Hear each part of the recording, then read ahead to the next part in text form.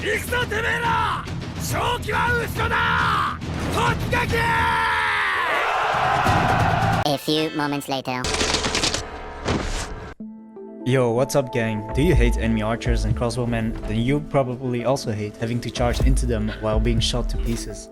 Well, I'm a player that loves playing defensive battles while running melee heavy party compositions, and I've come up with a neat variation of the forced neutral build.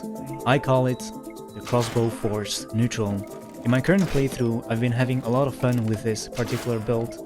This build forces the enemy AI to basically bum rush charge you when you run a forced neutral melee heavy party composition, along with some other hidden benefits.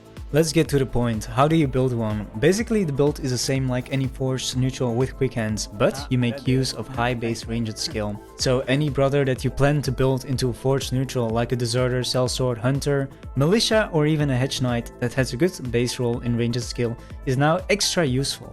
This build is an incredible way to make maximum use of residual stats in ranged skill and fatigue on a forced neutral. This build effectively increases burst DPS over the normal forced neutral build in the opening rounds by being able to attack twice in the same turn, on a forced neutral which is supposed to only attack once a turn. Now, why is this good, you may ask? So the main advantage of using this strategy is so you can bait the enemy AI into YOLO charging you, since the AI has a huge tendency to rush any ranged units that you have. The AI basically thinks that any ranged unit is bad at melee and easy to kill. We can use this to our advantage and essentially trick the AI into charging our ranged units, which are actually very capable melee heavy infantry forged neutrals, truly a wolf in sheep's clothing. So, the AI will spend all of their action points just so they can go on top of your ranged units. Now the fun begins. You start and unleash a volley of crossbow shots at point blank range which costs 3 AP, then switch over to your two-handed weapon with quick hands and use the remaining 6 AP. Maximum efficiency. You've used up all of the 9 action points on the first turn.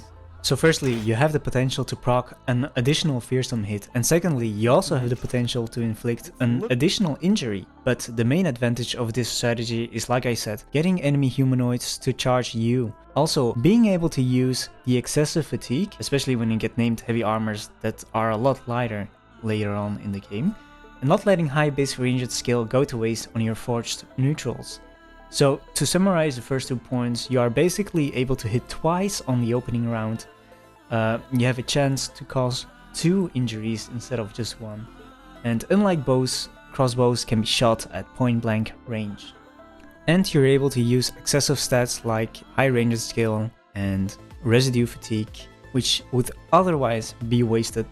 That being said, there's different ways to approach camps that outnumber you in terms of ranged units. The first one is of course fighting at night, but even when you fight large humanoid camps, enemy ranged units will still hit you a lot on turn 1 and 2. Using the crossbow force neutral, I can force enemies to attack me on turn 1. There are some elite players that use anticipation and some points in ranged defense to make a group that soaks up all enemy fire while your melee units advance. The reason why I came up with the crossbow force neutral is because I didn't want to spend any points on ranged defense or waste a perk on anticipation. It's just personal preference though, I prefer overcoming enemy ranged superiority using crossbow force neutrals.